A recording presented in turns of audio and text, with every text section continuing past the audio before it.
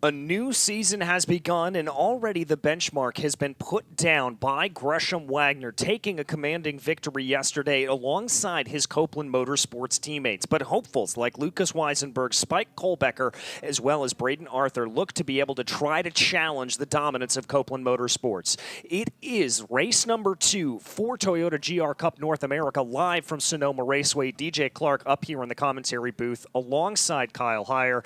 And Kyle, we learned a lot yesterday, but there's still a lot that we don't know. Yeah, we learned a lot yesterday for sure. This is the first time that we've returned to a racetrack in Toyota GR Cup North America. It's been a nice weekend. Pretty cool temperatures here today, though, so getting tires up to temperature on that formation lap will be absolutely critical. But as far as what we learned yesterday, well, there's some familiar names up at the front still, and there's a lot of new drivers that are going to make their mark here in Toyota GR Cup this season. Yeah, there certainly are a lot of drivers to be able to take a look at, but what's also important to take a look at is the track itself. This first sector, winding, hilly, lots of elevation change, but not a lot of area to get an overtake done.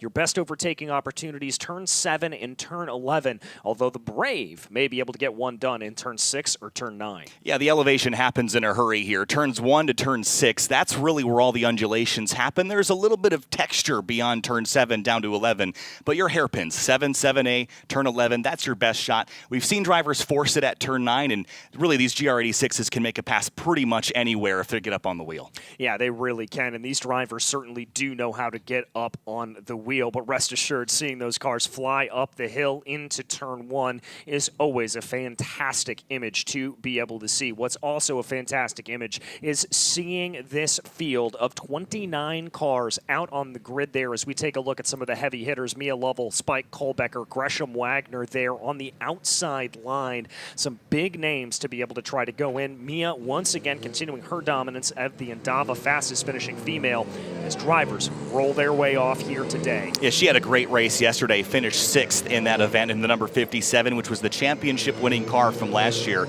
But they're going to have to do battle against their own teammates at Copeland Motorsports if she wants to get a victory here in Toyota GR Cup North America. Yeah, she's going to have to fight her way through, and she's got some good competition up and down through the field as they go. There we see the last couple of drivers make their way across, but it was Weston Workman that was able to take pole position this morning ahead of race 1's winner, Gresham Wagner. Behind them, it was the number 46 of Lucas Weisenberg, a privateer entry alongside Spike Kohlbecker for Tech Sport Racing, a familiar name in the paddock. Jackson Bell and Mia Lovell make up an all Copeland Motorsports row 3, and behind them, it's Braden Arthur and Max Hewitt.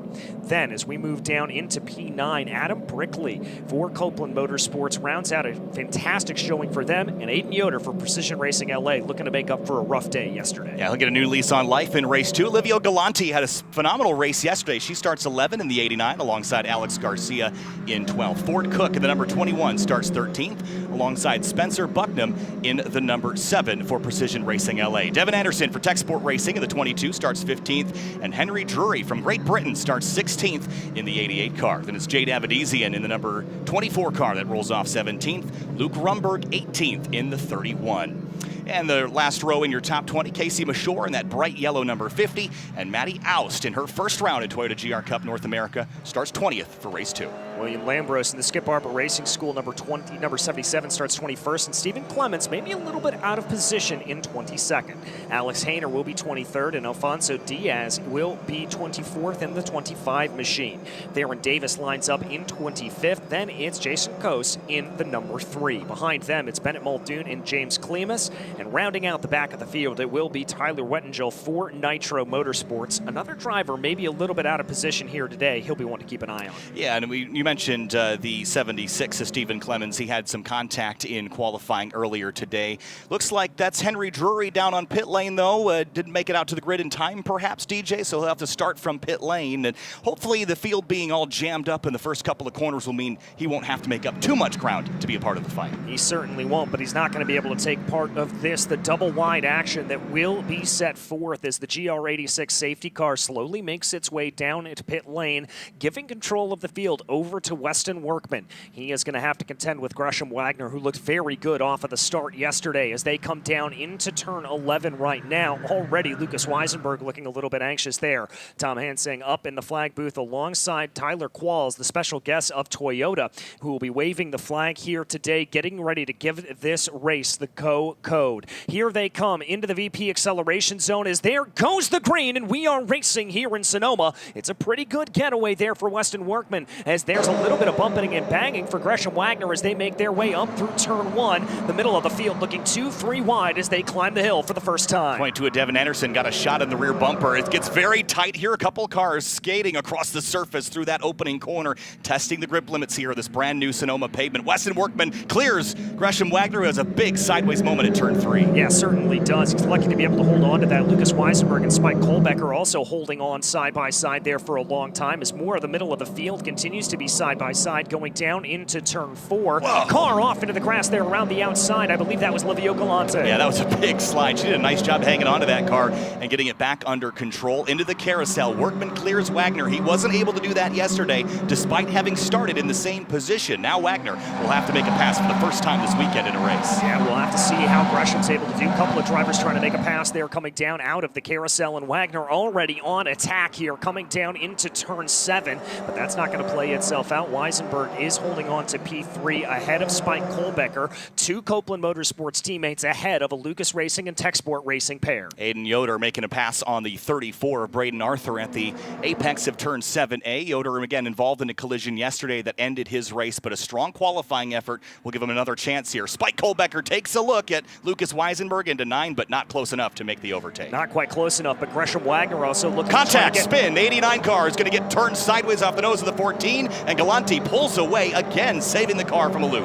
That was Alex Garcia getting into the side of Livio Galante. That's a pretty action-packed start of the race here for Livio, and almost more bumping and banging coming back through the field. Yeah, the aggression level is up, and the elbows are out down here into turn 11. Still side-by-side deeper in the field, the 24, the 22. That's Jade Avedizian in the Mobile 1 car there with Devin Anderson to the outside of the Techsport red GR86. Yeah, and they come back through turn 12 right now, a flat-out left-handed kink as they bring their way up the hill. The front leaders here doing what they did yesterday and breaking away from the rest of this. And look at that. Lucas Weisenberg almost giving a big shove from behind to Gresham Wagner, willing his way forward, and Spike Kohlbecker giving the same treatment up to Weisenberg. You couldn't slot a piece of paper between those bumpers through turn 2. That's how tight it was. And Lucas Weisenberg was extremely impressive in qualifying this morning. Showed flashes of greatness last year, battled Gresham Wagner and beat him at VIR. One to watch this season. He's had a strong start, but a little bit of a gap up to the 5 car as they navigate turn 4. Yeah, Workman just trying to be able to pull away here as much as possible from Gresham Wagner. I think Wagner probably studying his opposition here a little bit. As you said yesterday, Wagner didn't have to fight anyone necessarily, so he's trying to figure things out. The 57 and the 51 there in your shot. That's Mia Lovell and Adam Brickley trying to sort themselves out. The 2 young guns trying to be able to see where they are going to be able to get themselves in the pecking order. Yeah, still a lot of Copeland cars up inside the top 10, perhaps no surprise. And there is Stephen Clemens in that 76. And with a careful eye, you'd see that the body line doesn't quite line up on the right front, but that thing was destroyed this morning in qualifying. A bit of a miscommunication out on the racetrack led to the whole nose of that car being caved in. Excellent work by the BSI Racing team to get that Endava car back on track and in this race. Yeah, and that's why he was out of position, and that's why he's one to watch for as we take a look back at your leaders here at this point. Workman still holding on to that gap, but Wagner starting to try to get a little bit of an attack. Are we going to see Gresham poke to the inside, maybe force an error out of Weston? No, but that's going to be Spike Kohlbecker doing that exact motion on Lucas Weisenberg going into 11. Yeah, Spike Kohlbecker ran 3rd a lot of the time last year, and I don't think he wants to do it again this season. He's behind Weisenberg in P4 for the moment, as the 89 Livio Galante struggling a bit at the exit of turn 11.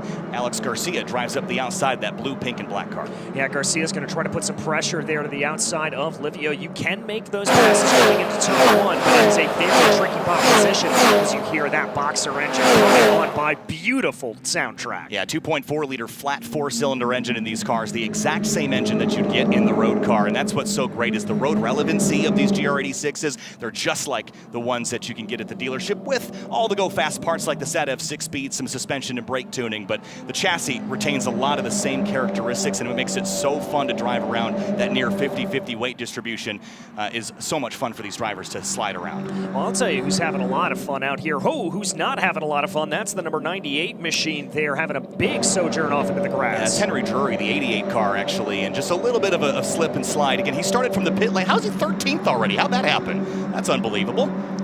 Sometimes when you're fast, you're fast. And he's looking to try to hold off an attack here from Stephen Clements. That looks to be the number 31 of Luke Rumberg, the RVA Graphics by Motorsports by Speed Syndicate machine. As there's that battle within Copeland Motorsport teammates as well, trying to sort themselves out. But look at this from Weston Workman. I'm very impressed by what Weston's doing. He's not driving defensive here, Kyle. He's just driving a standard line, forcing Gresham to find the way around him. And that makes for an impressive run from a young man like him. I spoke with Tyler Gonzalez this morning, who's kind of a team boss and coach for the Copeland Motorsports crew. Remember, he stepped out of the driver's seat this year, and he told me that Weston Workman is absolutely one of the drivers to watch, but he also agreed that, yeah, the deck is stacked in Copeland Motorsports' favor this season. They've got a great driver lineup, especially with Gresham Wagner, runner-up in the championship, moving over to that team, but keeping that number 5 where he took the victory lane a couple of times last year. Yeah, he certainly did. That gap still existing between Cole Becker and Jackson Bell. It's rolling out to about 2.6 seconds here at this point, so that's going to give a little bit of breathing room despite Cole Becker. Maybe allow him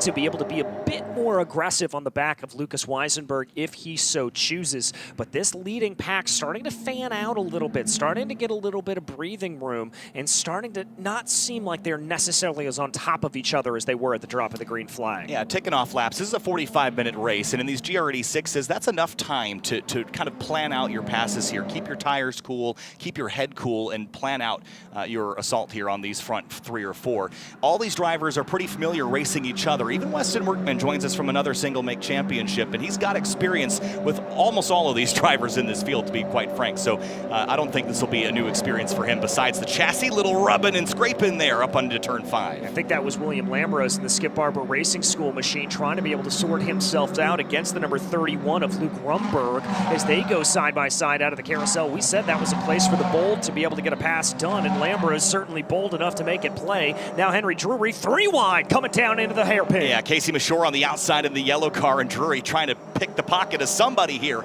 at the top of the hill here at turn 7. The 31 looks up the inside, but no hole there, up onto the curbing and now into the S's. Yeah, and that is a very, very impressive run there from Lambrose. Again, just sensing the grip around the outside of that carousel. We talked about it a bit yesterday, but it kind of breaks away from you at that corner, and it has a tendency to spit you off into the outside, and so you've really got to have faith in the car that it's going to stick. Yeah, the feedback from the drivers was this: with this repave, there's a ton of grip on the racing line, but as you step off of it, then it can get kind of slick. And we've seen drivers, especially in turn 1, turn 5, and turn 9, get real sideways trying to flick the car around the outside of somebody, but you have to be conscious of where that car is going to lose control so you can stay ahead of it and make that pass you were trying to make. Yeah, exactly. And staying ahead of it's so important in these lower horsepower momentum-based cars. As you said earlier, you've got to plan out your moves. You've got to know what you're doing and keep that corner speed up as much as possible, or you are going to find yourself losing time hand over fist. I mean, it's true here, it's true everywhere, that you have to think 3 corners ahead, because a mistake that you make in turn 1 is going to cost you at turn 4, and everywhere around the circuit that is true. Every track on the calendar, that's going to be true, especially those with longer straightaways like Sebring, which will be our next round in a couple of weeks' time. So battle for the lead heating up here a bit. Wagner closing the gap to Workman. It's only half a car length between those front 2. Yeah, and on that last lap, Lucas Weisenberg actually set the fastest lap of the race with a 1:51.898. So I thought it was going to be Weisenberg that was on the full attack here, but it's Gresham Wagner coming down out of the carousel. They're about equidistant from each other as they come through 7 and 7A. We haven't seen a lot of poking and prodding here from these drivers, but as you said, I really think that we've got a lot of drivers that are conserving this Continental rubber, saving it for the end, and waiting for the opportune moment to strike. Yeah, and this racetrack at the top of the show, we talked about how challenging it is to make passes here outside of turns 7 and 11. So there's not a lot of utility in creating chaos anywhere else, because it's really only going to hurt you. So there's definitely an aspect to just, hey, let's just sit back, wait for the opportunities to come up. If Workman makes a mistake, Wagner will take it, but he's not going to force a pass this early in the race. Exactly, and I'm impressed here that Wagner's not actually trying to elicit a mistake either. Normally we see drivers poking their nose this way and that, coming into the braking zones, trying to fill those rear view mirrors of the driver in front, but Wagner just seems like he has got, well, for lack of a better term, swagger, that he is able to just know he's going to make this move. And looks like the 14 car has got a drive-through incident responsibility penalty for some contact earlier in the race, and also the 22 and 88 had contact at turn 4. That would probably explain why we saw Drury going for a bit of a ride in the Sonoma grass. Yeah, also getting an update here that the 09 machine of Matty Oust for BSI Racing is having an incident reviewed post-race as Gresham Wagner takes a little bit of a look down into turn 4. Over the course of this weekend, that's been the area that the surprise attacks have been happening from. I almost wonder if it's the elevation. As you come over the crest, the driver ahead of you momentarily is going to lose sight of your car as it disappears behind the rise. So as you pop over that crest, take a stab at it, see if they weren't paying attention to the rearview mirror. Well, let's see if Gresham decides to take a stab at it here. He's got a good run, less than a car length, coming down into turn 7. He is going to take a poke to the inside here on Weston Workman later on the Piners, but comes back into line there. Gresham Wagner just holding station. I think the patience is starting to wane a little bit. It may be attack time. I saw a lot of confidence out of Weston Workman because Gresham opened that door. That's a passing opportunity, and Workman didn't cover, didn't try to throw a block, didn't defend. He was confident that his braking point was late enough that Wagner would not get alongside. So I'm liking what I'm seeing out of Weston right now as he leads this race. Yeah, I am too, and it's again that confidence that we talked about a little bit earlier as your top 4 make their way through turn 9 right now, bringing through turn 10. Gresham Wagner again carrying good speed, building a little bit of a gap between himself and Lucas Weisenberg. Let's wait to see if they're going to send any moves down here into 11. Doesn't look like it, but it does look like Spike Kohlbecker almost giving a little bit of a nudge to Lucas Weisenberg, saying, hey, come on, hurry up, let's go. I was going to note that Weisenberg's not fallen off, that's the wrong word, but the distance between him and Gresham Wagner has increased the last couple of laps, and Spike Kohlbecker seems to be losing the patience just a touch. I think he'll want to get up onto the podium and have a run at these front 2 Copeland Motorsports cars, especially once they get side by side. That's an opportunity for the 3rd place car to get there, so you got to get game on as soon as those 2 start to fight. Yeah, you certainly do. As soon as that damage does, or as soon as that damage is done in terms of lap time, they are going to want to put themselves into that position. But Wagner right now not taking the look into turn 4,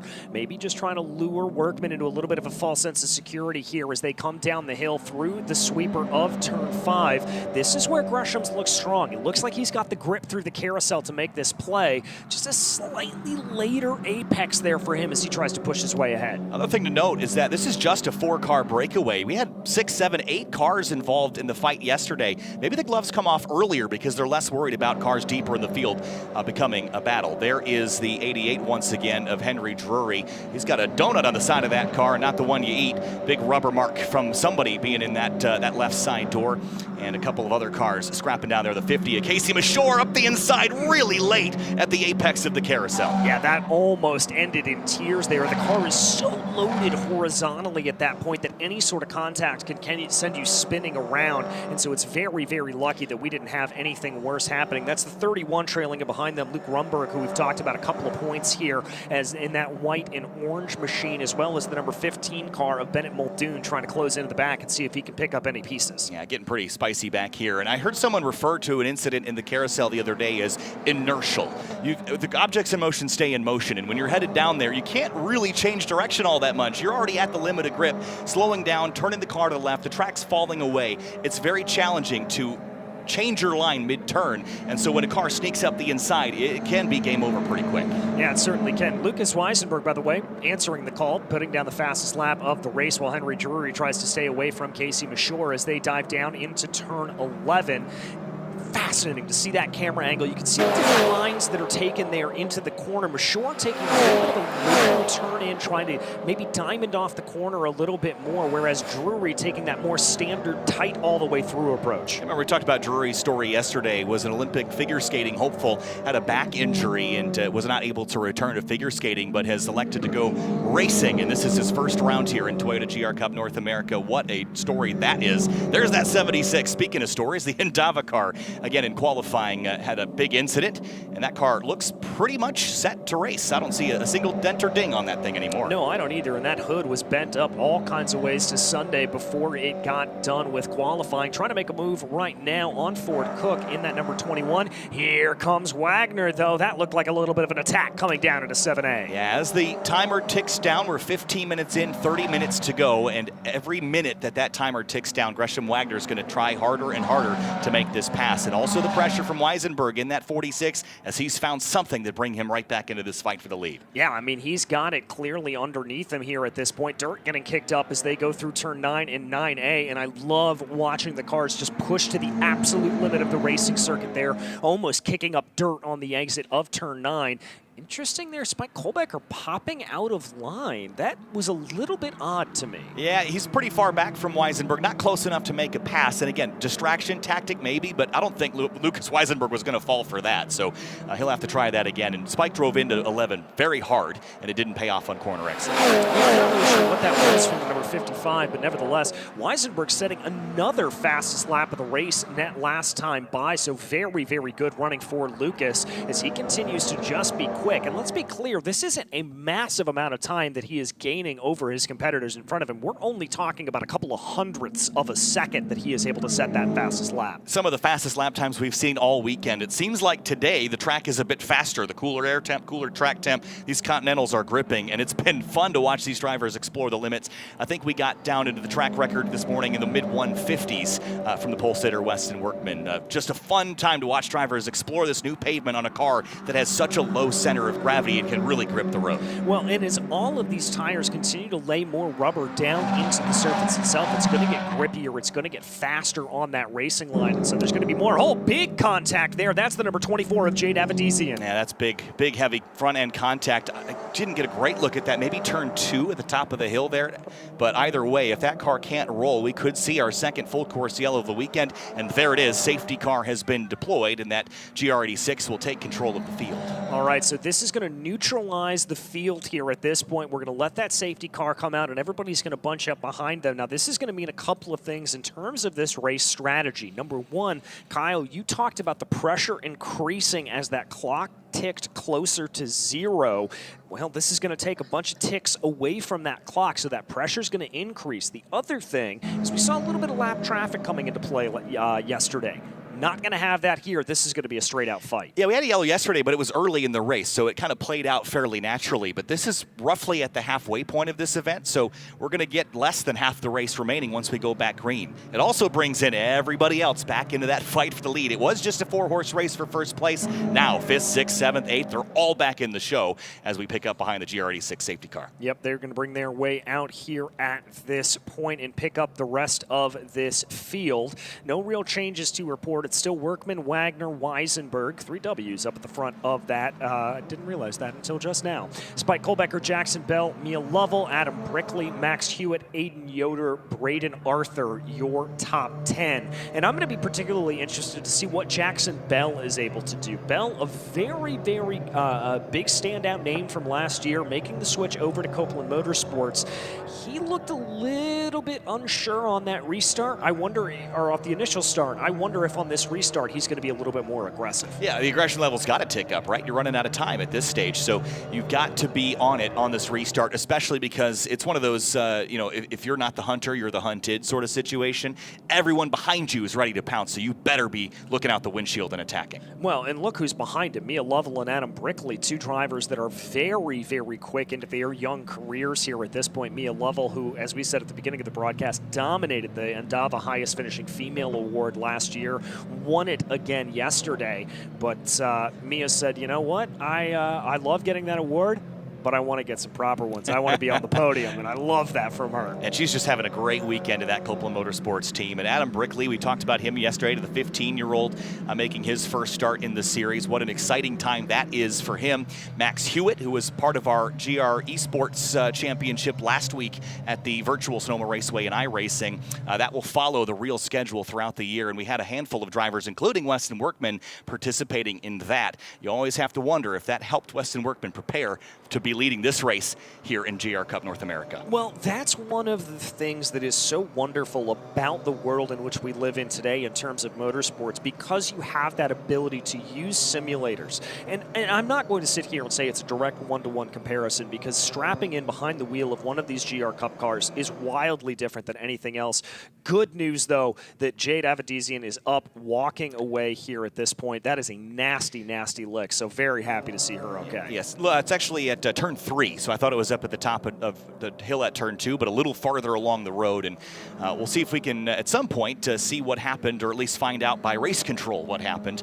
They are investigating that right now, but no decision just yet, as the field is all collected now as we continue to work our way through with 25 minutes to go here in this race.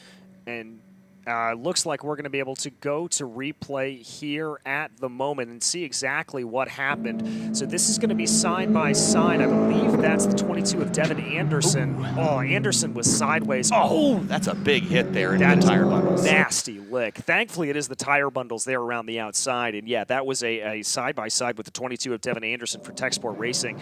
Again, looking at that, looked like Devin just got a little bit loose trying to go around the outside of turn 3 and never really got the car back up underneath him. Yeah, you know, we talked about the first sector of this racetrack being really a flowing single groove section. Yeah, the track is 30-something feet wide, but the racing line is extremely narrow. And to put 2 cars side by side through there, it requires both drivers to know and expect exactly what's going to happen when they go in there up over that crest. And I don't think both drivers really had enough space to do that, and that's why we saw the incident, unfortunately. Tire bundles, yeah, but that's not a soft impact. That's a big hit. No, that is a very big hit, and you can tell just by how much of the front end of that Toyota GR Cup car was crumpled up there. So once again, very happy to see Jade able to walk away from that incident. And frustrating also because she had a good weekend going too. So I think she'll be looking forward to the next round and continuing in this championship and getting back on the horse because really we've had a lot of outstanding first runs by some drivers in this series, some which are new to racing, some which are new to just this series, but lots of familiar faces returning up at the point. Very much so. But let's go back to what we were talking about in terms of the simulator. As I was saying, there's not a direct one-to-one comparison between strapping yourselves in behind one of these GR Cup cars. But what you can learn from simulation is you can learn the rhythm of the racetrack. You can learn your braking points. You can learn what to expect when you get there. And I really do firmly believe that when it's used as a training tool, when it's used as a supplement to actual seat time, it can be invaluable. Well, there's 2 things that really help. One of them is racecraft. That is absolutely something you can learn on a simulator and practice over and over and over again, especially when you're racing online against real people, especially when you're racing against your real-world competitors in this series. That helps a lot. And the other thing, if you have a one-to-one comparison of the car, you can learn a lot about how the characteristics of the car will be. And honestly, I had a lot of feedback from drivers that drove this car in the simulator and said, yeah, I knew what to expect when I climbed in. It exceeded my expectations in some areas, but other areas I knew exactly what was going to happen, and it helped me shorten the learning curve. And that's really the value of simulators in the modern age. Yeah, the faster you can get up to speed on the real racetrack, the better off you're going to be, because if you don't have to go out and physically learn the track and do some of that normal preparatory thing, it allows you to attack more. But speaking of attack, lights are out on the GR86 safety car. Kyle, we've got about 22.5 minutes left to go. Let's go back to green. Oh, this is prime time Sunday racing at Sonoma. I cannot wait to get this race restarted.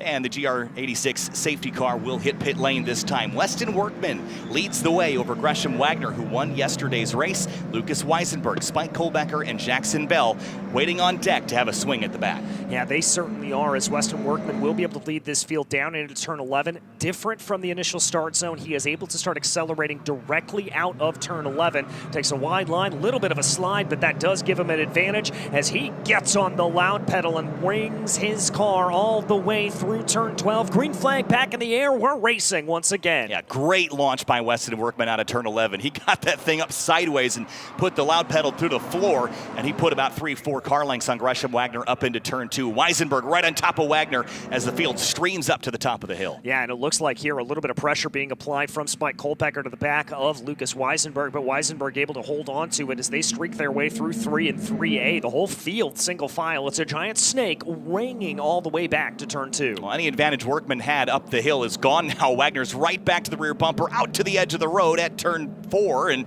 now into the carousel once more. This has been one of the more challenging corners in these cars as they lean on all the mechanical grip from those Continental tires here at this downhill left. Yeah, and that's something to keep in mind here. We're not talking about a whole lot of aerodynamic grip. This is all pretty much rubber meeting the road where the grip is coming from in these GR Cup cars, so you have got to know and feel what it is able to do. That's the number 89 machine you saw streaking by on your camera. That's Livio Galante, who's had an incident-packed opening race, but still doing pretty well in 12th. Yeah, Lucas Weisenberg still right behind Gresham Wagner, and I just know these drivers at the front are too good to just be running single file because they don't want to be racing. They will be racing shortly, and when that starts, it's going to just be a nucleus of activity here on the run down to turn 9. Look at Spike Kohlbecker to the inside of the 46 of Weisenberg, and big lockup, and he's going to slide into 9. He's going to slide into 9, make contact there with Weisenberg, and Jackson Bell says, thank you very much. I'm going to be able to take that position away.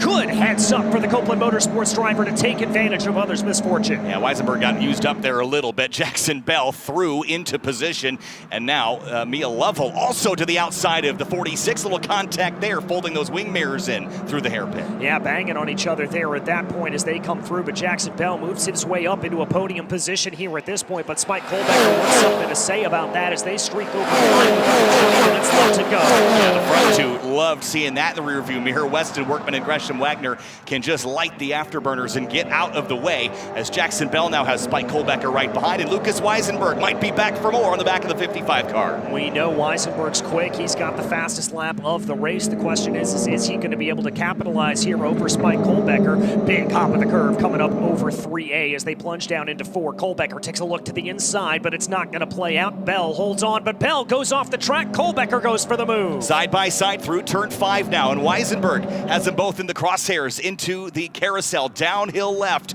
and Kohlbecker clears the 99, but a huge slide for Weisenberg, kicking the rear end out in his GR86. And that's going to slot him back down into 5th place. Wide run there. That is the number 57. That's Mia Lovell. Did she make contact with the outside wall? I don't think so, but barely held on to it. Yeah, she used up all the grass they got down there here at Sonoma. That was a wide run. She just got offline as the chaos was unfolding in front of her. Great save, though. Keep the loud pedal to the floor and drive it away. Here's the 77 Alambris. There's Henry Drury and the 21 as well. That's Ford Cook in the purple car. Yeah, he's trying to make his way forward as you see those cars snaking their way through 8 and 8A through the S's right now. Livio Galante again making her way around. Now here we've got the battle for the lead. Gresham Wagner in full attack mode. Yeah, now that they've got themselves separated by a couple seconds to 3rd, the battle will be on. The gloves are coming off. They can fight amongst themselves for a couple of laps without burning up their advantage, but Spike Kohlbecker back there has got his sights set on catching these two as they fight for the lead. Yeah, he wants to try to close in as much as possible and see what he is able to do, but Jackson Bell going to try to hold on as well here as they run. Everything swapped around here as they go. Kohlbecker trying to be able to close on in, Bell trying not to lose touch, and Wagner trying to take over the lead. The incident between the 46 and the 55, that was Kohlbecker and Weisenberg, is under review, and that could be bad news for Spike Kohlbecker if that ends up turning into a penalty. They both continued, but if that is a penalty, that could pull Spike out of a podium position. Yeah, we'll have to see what race control decides to do about that. Meanwhile, Weston Workman, we might just have to start calling him Mr. Cool here at this point, because I don't think I have seen him put a tire wrong. He has withstood every ounce of pressure that Gresham Wagner has been able to throw at him, and Workman has just not blinked. I told you earlier the confidence that Weston has in his own driving and the confidence that Tyler Gonzalez as the coach has. Here comes Wagner, contact for the race lead here in GR Cup North America. Wagner uses the chrome horn and drives on by Weston Workman, but they're still side by side, door to door, mirror to mirror on the backstretch. Workman was able to carry more speed around the outside of the carousel, but later on the binders is Gresham Wagner, but he's going to overshoot the corner. Workman holds on to the lead. And a big hop and a skip. The pavement isn't as smooth way off the road where Wagner was, and that was a pretty desperate move there. With 17 minutes to go, that was a risky pass there for Gresham Wagner, and it didn't pan out for him. Well, and we talked about it already. Going down through turn 6, you've got so much lateral load coming on the car that just a little bit of contact can send you absolutely spinning. So I'm a little bit surprised by that from Gresham Wagner. I think maybe just he saw an opportunity and went for it without thinking, but that is uncharacteristic from the Fox. That's the siren song down there in the carousel. The door opens up wide as drivers kind of arc in late, and you see that door open and you want to go for it, but it's just not a hole that is going to stay open. Late apex, and drivers do that all the time, and it's going to draw a penalty if you spin that car out. We've seen that all weekend long in SRO Motorsports here at Sonoma, so that's something to keep an eye on. Yeah, Lucas Weisenberg there on your screen, able to send a big move down to the inside of Jackson Bell. That'll get Weisenberg P4 at the moment. He's now got his sights set on Spike Kohlbecker. Yeah, so battles inside the top 5 continuing. So someone lit the fuse up front here. It was pretty orderly for a while. The safety car comes out, and then all bets are off after that. Yeah, they certainly are. Big gap, though, still between Wagner and Kohlbecker. That's about 1.6 seconds, but I think Weisenberg is ready to continue this fight. Jackson Bell trying to hold on. A good top 5 here would be great for him to start off the season. And behind them, Adam Brickley, the young man who is only 15 years old, as you said earlier, looking to have another solid run up in the top 10. Yeah, top 5 is possible if he can catch Jackson Bell and pass him. Jackson had a number of starts last season, and we just saw an amazing pace out of him. But joining the Sonoma Motorsports crew this season, we expect that blue and orange and white car to be a factor all year long in this title fight. Up in front, you see in the distance there, Workman and Wagner just a couple of tenths of a second apart. They lost a lot of ground to Spike Kohlbecker last time with that little scrum they had at the carousel. So Spike going to try to run him back down. Yeah, Spike's going to try to run him back down, and I wonder here for a moment or two if Gresham's going to try to hold back in line, knowing that in his brain that he's going to want to let Weston lead and try to rebuild that gap so he doesn't have to be looking in his rearview mirrors. They dive down into turn 9, though. A little bit later on the brakes was Gresham. Wagner maybe just feeling everything out to see if that's the area he can get the move done on Weston Workman. Yeah, that is going to be a fun fight to watch in the last 15 minutes of this race, the last third of this second race in round 1 at Toyota GR Cup North America here at Sonoma. And last year, this was one of the more challenging racetracks to see battles at.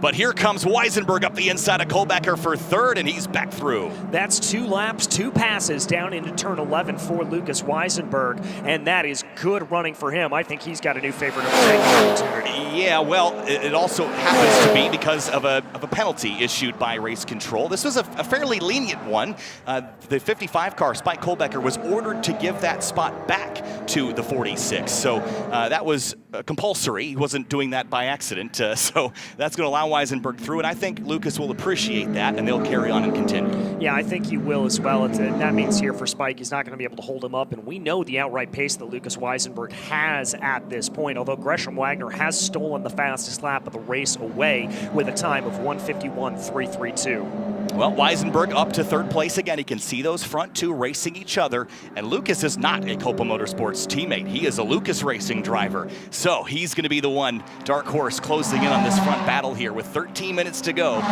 Gresham Wagner and Weston Workman, man, the gloves were off already. I think the rules of engagement were already established between these front 2. It's going to be fun to watch. Yeah, and it's a little bit rough and tumble, these rules of engagement. I mean, we saw contact definitely coming through the carousel as here we come. Mia Lovell trying to make a little bit of a move on P10 there. That's Braden Arthur, and this just shows sense of contact there with Mia, but just how great of a natural racer Mia is. She had that incident, kept it together coming out of the carousel, and is right back on the attack. And she recovered nicely. That car was way off the racetrack, and she didn't bail out or panic. She just kept the thing pinned to the floor and drove the wheels off of it. Cool to watch. And there's Max Hewitt, Aiden Yoder, and Spencer Bucknam, who's having a nice top 10 run in that number 7 for Precision Racing LA. Yeah, Spencer, one of those drivers that came over to us from TC America, powered by Skip Barber Racing School. Very, very happy to see lots of drivers swapping back and forth between these series. Yeah, that was this is a great run, an opportunity for him. I don't think he's planning on doing the full season as of yet, hoping for some more sponsorship. And one way to do that, drive up inside the top 10 on skill alone. Spencer Buckman having a great showing here in race 2 of the weekend. Yeah, very, very good one. Spike Kohlbecker hoping for a little bit of a better showing here as Jackson Bell slides that car all the way through turn 1.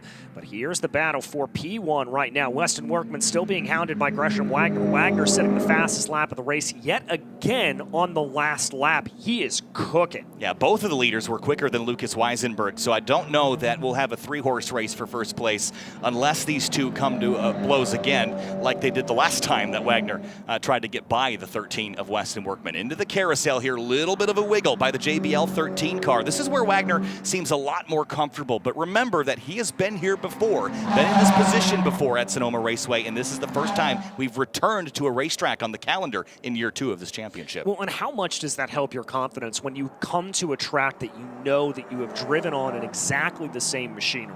Well, it helps a lot, although the notebook was a little bit scrubbed because of the new pavement. That changed the characteristics of some of the corners as well, but at least you got something written down where Weston Workman is learning on the fly here. Yeah, exactly. And, well, that frankly makes Weston's performance all the more impressive here. But Gresham Wagner coming down into the braking zone for turn 9. Little bit of a rear tail slide there for Weston Workman. He's sawing at the wheel a little bit there. Yeah, I love when drivers wear light-colored racing gloves because you can see them throwing the wheel around inside the car. And the compliance of this GR86 is what lets them do that. You can really toss this thing around. Smooth is fast, but when you're up on the wheel and driving aggressive, you like to be able to, really handle the car at its limit. Yeah, you really and truly do. And that's what both of these drivers up at the front are doing now here at this point. As Wagner's going to keep trying to put pressure. That gap of car lengths here, only 2/3 of a second in between Workman and Wagner. As you said on that last lap, though, it looked like Lucas Weisenberg was able to gain a couple of tenths back, so Weisenberg may be able to close in on these two before everything is said and done. Yeah, maybe, but he also hasn't dispatched Spike Kohlbecker yet, so he might have an issue in his rearview mirror, and not such a big one out the windshield at the moment. So I'd like to see a 4-horse race for first place at the end here, but it's 2 packs of 2 over the crest into turn 4. Yeah, it's a pair of couplets here as they come down through turn 5 right now. There are your leaders going through that right-handed sweeper, trying to be able to carry as much speed as they can. Kohlbecker looks like he's dropping back ever so slightly from Lucas Weisenberg. Weisenberg very clearly has the bit between his teeth. He's got his eyes ahead, as does Gresham Wagner. 1 car length the difference as they fly down the drag strip. Yeah, all it will take is Gresham to get late on the brakes in one corner and get up the inside. And Workman left the door open earlier. If that was an indication of things to come, Gresham knows that Weston will leave him the space and they can go through there side by side. But something tells me as the timer ticks down that Workman probably isn't going to leave the door open for Wagner to try that again. Yeah, we haven't seen what I would characterize as defensive driving out of Weston Workman. He's just driven the standard racing line and made Gresham go the long way around, but he's going to have a little bit of a look here as Gresham Wagner going down into the braking zone.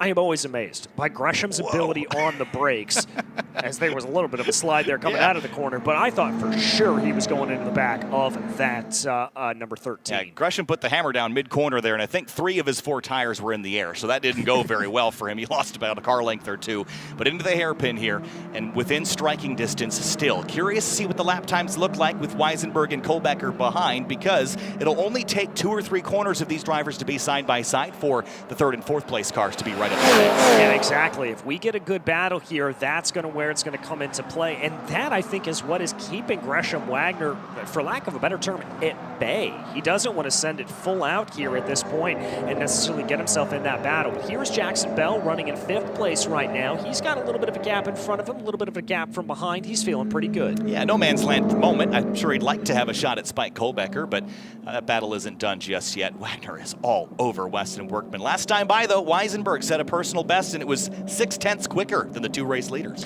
Yeah, all right. That's exactly what Lucas Weisenberg needs to do at this point. Just continue on and continue to tick off those quick laps. Here's a little bit of a battle farther back in the field. That's Aiden Yoder leading ahead of Spencer Bucknam. This is the battle for P8. Yeah, we touched on Spencer Bucknam making a single start in this series, hoping to do more of this championship, but he's got to chase down Yoder and Max Hewitt to make up any more ground. But this is a really admirable drive by Spencer Bucknam, giving things a go in a rear drive car for once. That's a lot of fun. Yeah, that is a lot of fun. I know you're a big proponent of those rear drive cars, but right now Gresham Wagner also a big proponent of rear drive machinery as he tries to push ahead on Weston Workman. Coming down through the S's, only a couple of car lengths the gap here at this point as they both buckle forward onto the binders. And I'll tell you what here, it is pretty visible that Lucas Weisenberg is coming on strong. Well, if Gresham has a watch on, he'll notice that the timer is down into the single digits. 7 minutes and 18 seconds to go. You're running out of laps. So if you've got an advantage, you've got to capitalize on it in the next few laps. You don't want to really save it for the last lap because you might not get there. You have to take an advantage when you can find it. And Workman has not shown any sign of weakness yet. No, he really hasn't. As they cross the line here at this point, we're looking at just a handful of laps to go. So if Gresham Wagner wants to make this move, he's got to make it quick. As there, Lucas Weisenberg set the fastest lap of the race, 0.5 of a second faster than the 2 in front of him. We're going to have a 3-car battle before this is said and done. That was a big gain there for Weisenberg, and that's really all the comfort space gone that Wagner and Workman had as soon as they fight. Weisenberg will be there. Aiden Yoder in the 44 Segra car has Spencer Bucknam right behind the Precision LA car. Here comes Wagner down the inside. outside at turn 4, takes a swipe at the 13. They're side by side. That's going to be Workman trying to carry more speed around the outside, but it's a shorter distance from point A to point B for Gresham Wagner. Now it's going to come back and reverse itself as they go down through the carousel. Wagner tries to carry more speed around the outside, but he's losing grip, and Workman's going to be able to hold on to it. Way out wide, riding the rim is Gresham Wagner. Here comes Lucas Weisenberg, the Lucas Racing 46 car, the gear wrench car up alongside for second place. It's going to be a straight drag race in a battle of the late breakers coming down into turn 7. They look about equal with each other. That's going to be Gresham Wagner on the preferred line. Wagner's going to hold it, but that is going to be Lucas Weisenberg ready to take any more. This could be a costly fight, and Weston Workman is looking in the rearview mirror and cheering right now because that's going to be a fight that slows those drivers down, and Workman can set sail, light the afterburners, and get off the carrier. Well, what did we say? We wanted that battle to take place. If you're fans of Lucas Weisenberg, that's exactly what happened as they come down through turn 9 right now, trying to be able to get the best line out of the corner. And don't count out Spike Kohlbecker out of this conversation. He could be on for a podium. Yeah, certainly that is going to come to a head here in the next couple of moments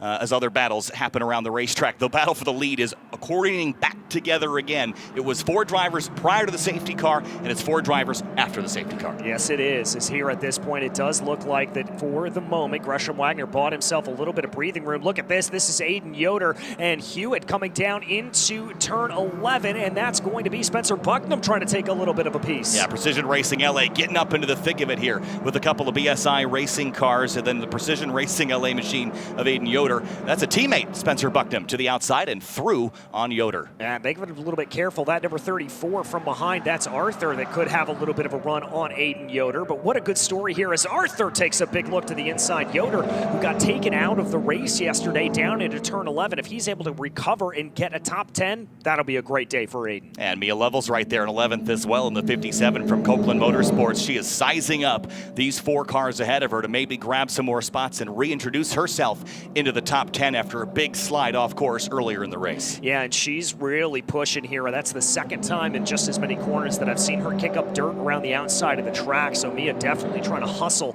that car as much as possible. There's a look at the front of that. That's the number 39 machine of Hewitt. Bucknam closing in behind. Let's see if Max has got anything to hold out, and let's see if Aiden Yoder's able to hold out here over Braden Arthur. Nose to tail on the back straightaway. Hewitt goes defensive. Here comes Spencer Bucknam for Precision Racing LA up the outside. Try the crossover into 7. What a move by Spencer Bucknam up the inside at 7A, and he might get through on Hewitt. Their side-by-side slide for Braden Arthur. A big slide for Braden Arthur. He's going to lose positions, but that was absolutely textbook for Spencer Bucknam. One of my favorite moves in all of motorsports, that kind of crossover. That car just looked like liquid for a second, just getting in every nook and cranny of the 39, and he's through into 7th place. What a drive there. And I don't think Hewitt's done just yet, and Aiden Yoder would like a crack out of the BSI Racing car. The 34 sideways again at turn 9. Oh, trying to hold on to it there as they come out, but we've got to watch Gresham Wagner right now as he's still working on Weston Workman there, and also that is also going to be Livio there that has a little bit of a problem once again, and we see that car sideways, but here comes Arthur coming to come down to the inside. That's him defensive on Clemens as Clemens tries to continue this incredible recovery drive. That was a very exciting moment. And by the way, Henry Drury was off track in that little scrum over there at turn 9. He's somehow back to 13th place. He's been up and down the order, feels like 5 times today in this race. Here's the battle for the lead again. All right, Gresham Wagner going down to the inside of turn 4 yet again. This time I think he's got it done. Yes, he does. But this is going to allow for Lucas Weisenberg to get into the equation. And for all the battle that we've seen here, that was about as picture perfect as you could imagine. Yeah, Gresham has just been so good over the crest at turn 3 and then into 4. He took a look at it earlier in this race. Big slide, though, through the carousel. Can Weston Workman take it back, or will he lose this one in the final 2 laps of this race? Well, I think there that it's Lucas Weisenberg that's in the Catbirds position right now. Weisenberg tries to go to the inside, but defensive line there for Weston Workman's going to prevent him from doing that. Weisenberg not able to get that crossover that we saw Spencer Bucknam pull not too long ago, and they'll go single file back through the S's. Yeah, this battle is on, but Gresham Wagner out front. What a talent he has been this weekend. Won the race yesterday, looking to do the weekend sweep here at Sonoma and start the year off with perfect points in round 1 of the championship, but he's had to fight his teammate to get there. He's through, he's passed, but now it's a lap and a half to go.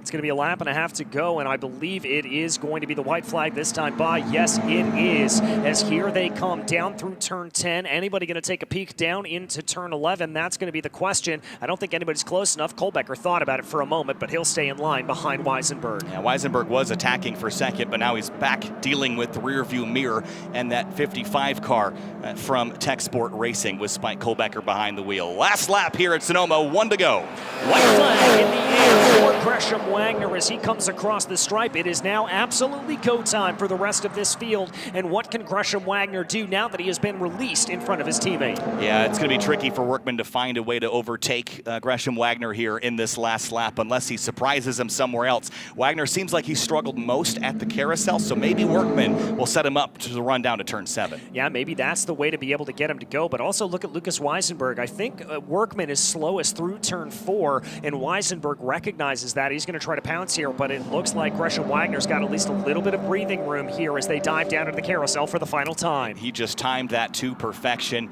and if he can keep that number 5 glued to the track through the carousel, 1/2 of a lap left at Sonoma Raceway, about 1.7 miles to victory. Up onto the rumble strips, you hear him buzzing in the background as Wagner, Workman, Weisenberg, and Kohlbecker lead that 4-car train into the hairpin for the final time. Diving down into turn 7, waiting for turn 7A. Really only 2 more overtaking opportunities on the track. Wider line there for Weston Workman, I think trying to cover off anything that Lucas Weisenberg may have wanted to do, but Workman's got to run. He's getting close to Gresham Wagner. It's going to be 2 opportunities, 9 and turn 11. What do you got, Weston Workman? Let's see that JBL car have a look at Gresham Wagner. Down into 9. Wagner goes slightly defensive, and 3 corners left here at Sonoma. Oh, that was a great run through the corner there for Weston Workman. He's going to be able to gain a little bit of ground, but I think he lost it on corner exit. This could be the opportunity that Weisenberg needs to be able to claim P2 away from him. Weisenberg looks down to the inside. Defensive line for Workman. He's going to prevent any move there from Lucas Weisenberg, but that is going to nearly seal victory here for Gresham Wagner, who comes out of turn 11, gets the power down, and just like he did yesterday, it's going to be a Copeland Motorsports victory, and it's going to be a Gresham Wagner checkered flag. Get out the broom. It is a weekend sweep for Gresham Wagner in the Copeland Motorsports number 5. Weston Workman, second. Weisenberg, Kohlbecker, Bell, the top 5. Little battle deeper in the field. Clemens and Henry Drury, who has been through the trenches in this race, back up into the mix here on a drag race to the checkers at the stripe. Here comes the 34 of Arthur. This is for 12th, 13th, and 14th. Arthur 12th, Clemens 13th, Drury 14th. Yeah, good runs there for all of them. A great recovery drive from Stephen Clemens. Remember, he started all the way back down in the order as a result of that poor qualifying and that incident that he suffered in qualifying. So that is an absolutely great run for them. And Tyler Wettingel will come home in 15th. That's a nice recovery after the contact he had yesterday that took him out of the race. William Lambros, Alex Garcia, Casey Mashore, and more. But Copeland Motorsports, 2 cars on the podium again, but Lucas Weisenberg, what a talent he is